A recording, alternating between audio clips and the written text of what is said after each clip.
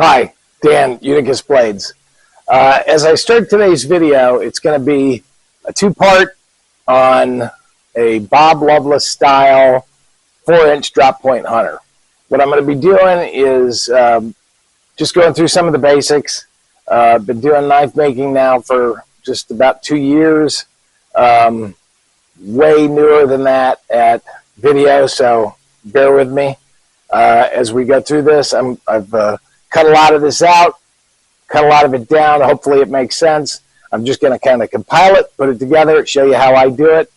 Absolutely no way do I mean that this is the only way to do it. This is just the way I'm doing it. And I'm putting it in the video just so you guys can see sort of a step-by-step of how we do it. There's a couple of corrections in there where I've put in things like the size of the blank. It was a 5/32, not a 3/16. Probably need to be even bigger than a 3/16 to start. But you'll see what I'm talking about as I go through this thing. We'll do it step by step. This will be part 1. Right after that, we'll do part 2. And hope you enjoy it. All right, I'm going to be making a Loveless style drop 104-inch. Don't have an actual pattern, but this is pretty close to what I can see online and so forth. But I'm just going to give it a shot and see what I can do. I'm probably going to do some out of CPM 154, but I got this Nitro V 5/32. The Loveless is a hollow grind, so I'm figuring I'm going to need something a little thicker. And so we're going to trace this guy out and see if we can't make a Loveless style drop point hunter.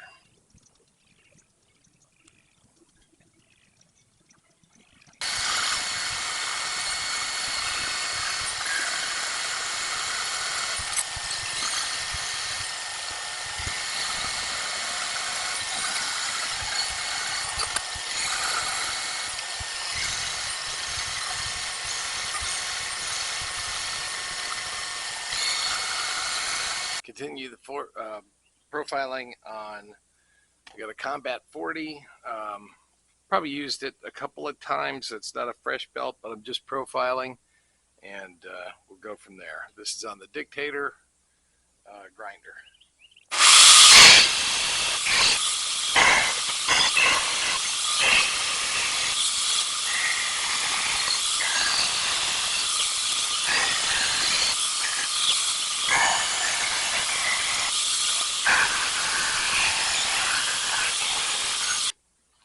So as you can see, we got our basic profile.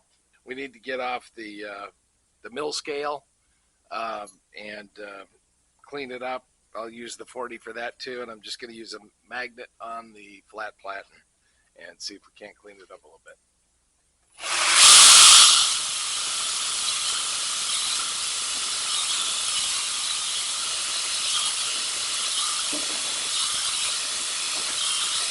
We'll switch over to the other side now. So we got a fresh piece of steel to work with, and to get, if you're real straight on your stock, it makes it much easier when you're doing all the finishing to keep everything consistent. So we'll do the other side.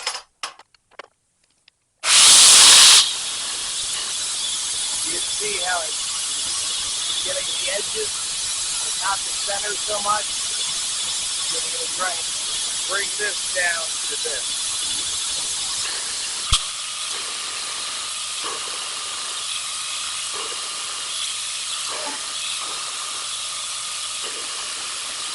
Now the reason that I'm going top and then flipping it and back and forth is because you have a tendency, no matter who you are, kind of push this way or push that way, and that kind of evens things out. Sort of like in blacksmithing, hit it from different angles, from different sides, just to keep your strikes consistent. But you see that spot there in the middle? We need to bring that down so that it's even all the way across. This area here is a little bit low.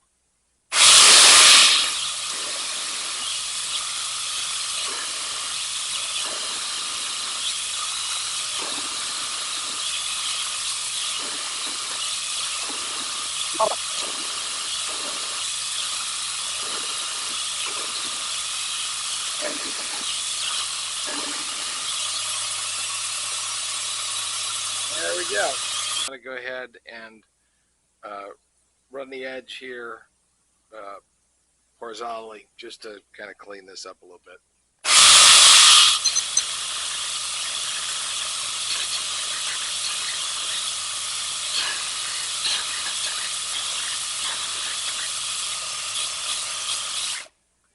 Okay, so there we got our basic layout and start of our blank. All right, so we got the 80 on there. We're going to smooth that out a little bit.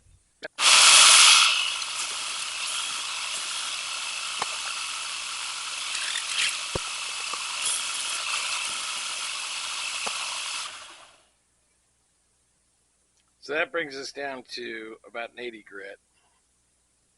And I think I'll hit a 120 real quick, and we'll be ready to drill some holes.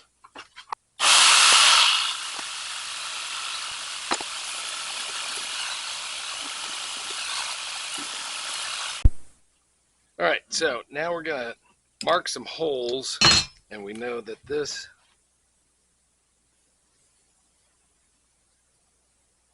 we're going to have a hole right there for our guard. We're going to have a pin here, a pin here. Step back a little bit.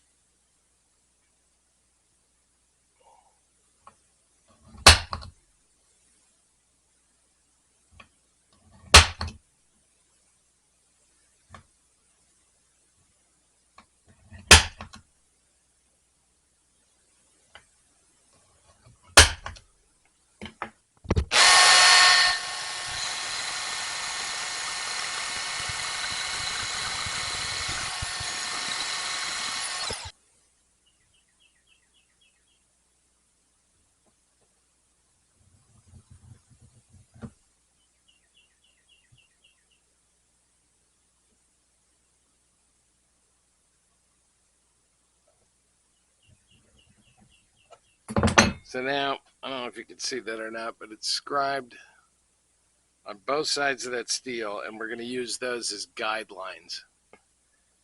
We're going to go from here, straight down here, straight down here.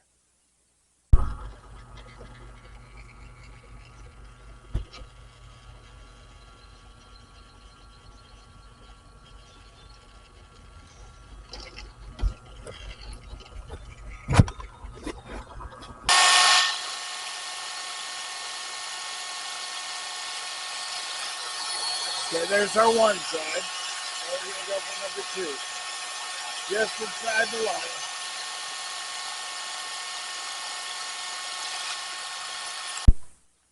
Okay, so here's the piece we cut out. Here's the notch we made. Drilled the hole here, cut both sides, just kind of filed it a little bit to make it smooth. This piece, this notch, is where we're going. And we basically set it in. Okay, that looks about right. That looks about right. Let's see if I can swing this around so you can see what I'm centering it up. Right in the center of where that is going to be.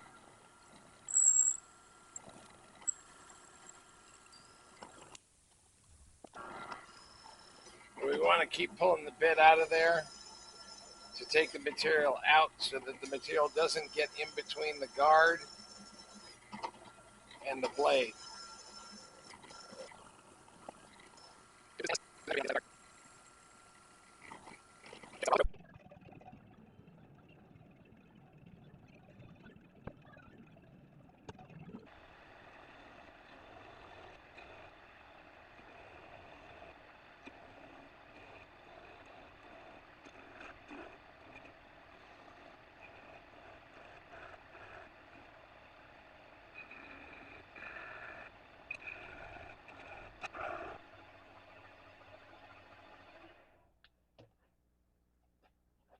Okay, so as you can see, basically we're just hollowing that out. All this does is lighten our handle considerably. I put a little marking fluid here on the end. All right, now we've got it marked. I'm just going to take the little carbide tip. And we're going to scribe one side, flip it, and scribe the other. Just get a little train track in the middle, and we're going to grind this from about the guard all the way down, tapered on both sides. All right, now we've got the 10-inch wheel. If I had an 8-inch, I'd probably use that, but I don't. And we hollowed out a little bit here, and now we're just going to hollow the rest of it out all the way from about this point all the way back to the end of the tang. And all we're doing is reducing weight by hollowing this out before we taper it.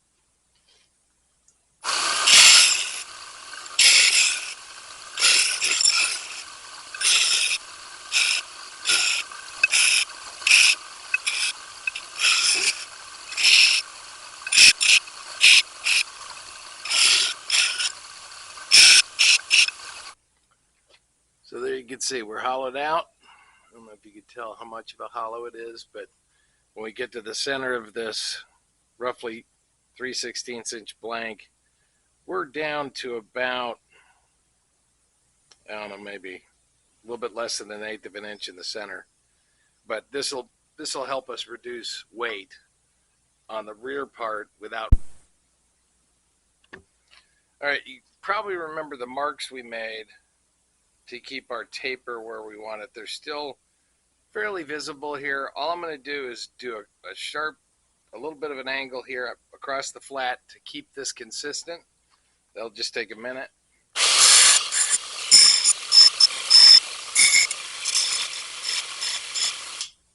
We're going to grind this at a taper this way, and then we'll flip it, and we'll grind it at a taper this way so that our whole tang tapers back.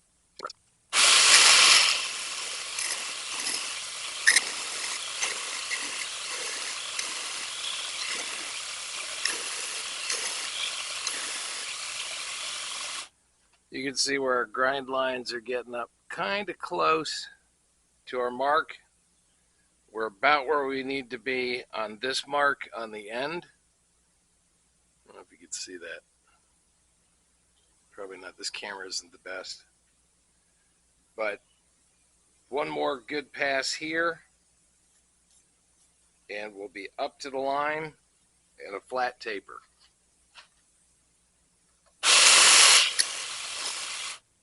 Side one. Now we're going to flip it over, and you can see our guide here.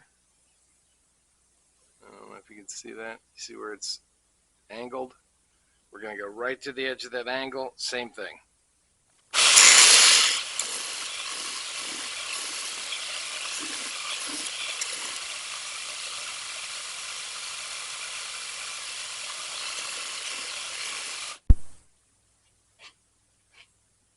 Okay, so we got the blank, we've hollowed out, and we've tapered. So I'm going to heat treat this before I do the grinding on the blade itself. So that's the next phase. All right, I'm setting this old dinosaur. Got my block set up. I'm setting this old heat treat oven up on the PID at 1065. It's weird how that scrolls across, but I'm setting it to 1065 Celsius, which will give us a heat treat temperature of 1,950 degrees Fahrenheit. All right, we're going to wrap it in stainless now. I got this from Jantz. They do have this at Pops now. It's available in a lot of different places. But we're just going to get ourselves a piece cut out of here. It is sharp, so you got to kind of be careful. You got to be careful because it is sharp. Be careful you find something the other way. And we're going to old flex.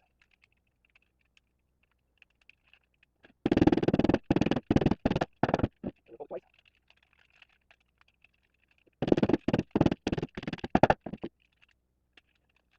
Again.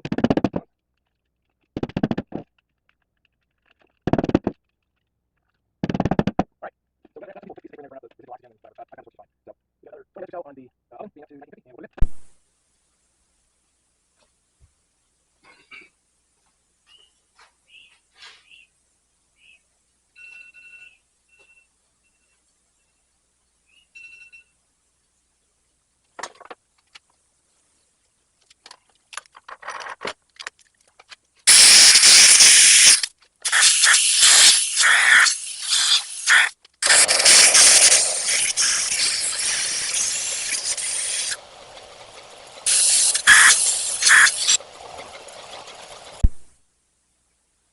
All right, let's take a look at what we got here. There's the heat treat.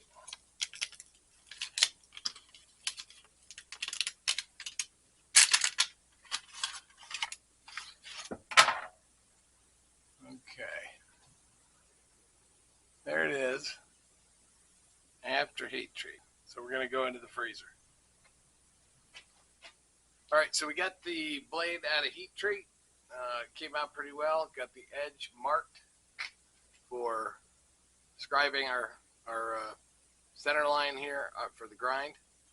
And we'll go over there and do that now.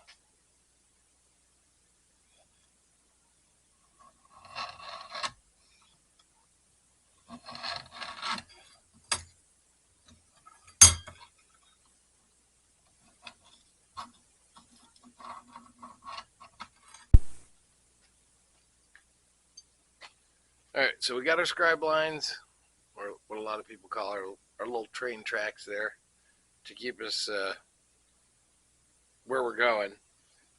What I'm going to do is I'm going to mark my stop line just as a guide. And we're just going to go about a 45-degree angle and take it down to the train track so we've got a good place to start.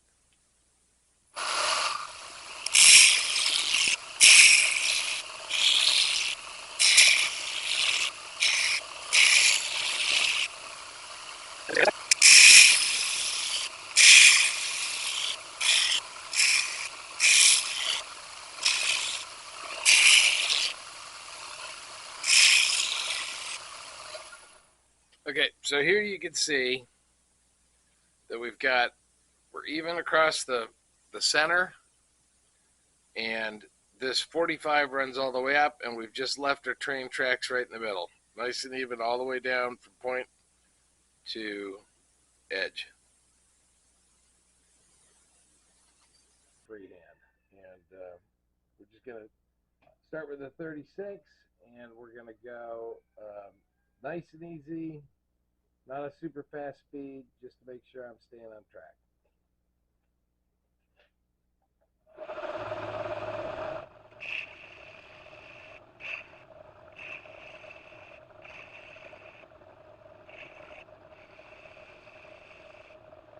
I run this, keeping off my edge.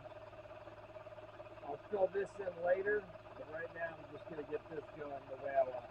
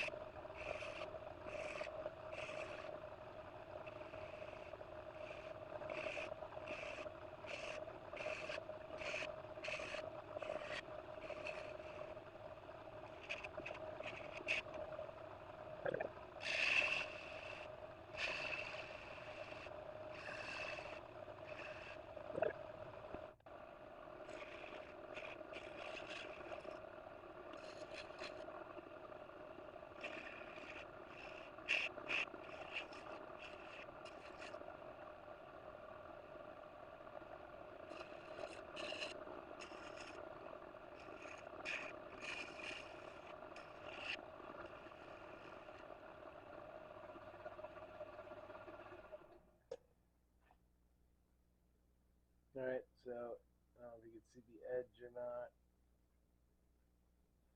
but it's pretty even.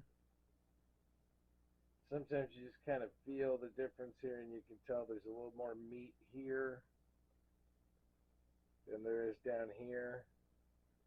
So I'm going to make a couple more quick passes here to bring that down.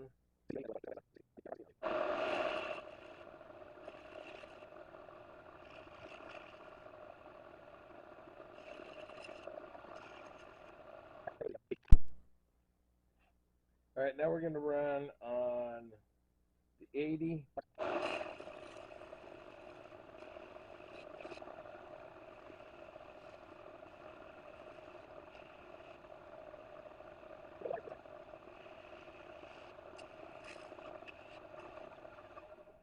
right, now you veteran bladesmiths out there, don't give me any crap about how long I'm doing this, how slow I'm doing it, but I'd rather not screw up a good piece of steel.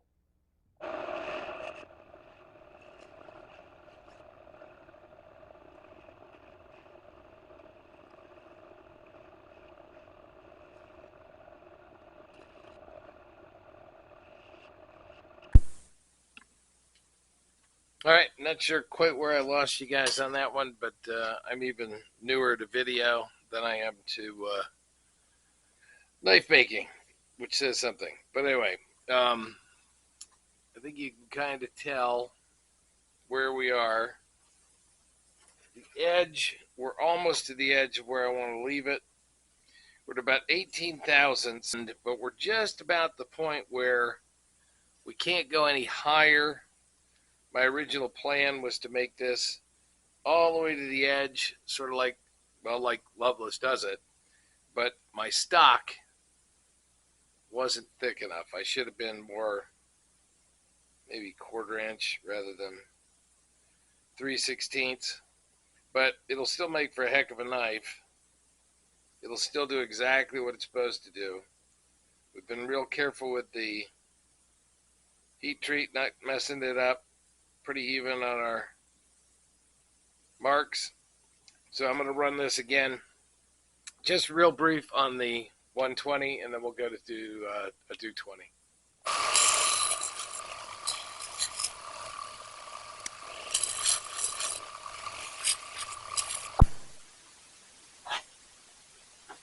Okay, that was video on the Loveless 4-inch drop point hunter. I'm going to be doing part 2 here the next day or so, get it edited, put it out so I can complete this project. But what I'm going to do is put it together. If you like it, let me know. Any comments you've got, let me know on those. And we'll just take it one step at a time and ride with me. Back to the grind, which is a good thing here. Thanks.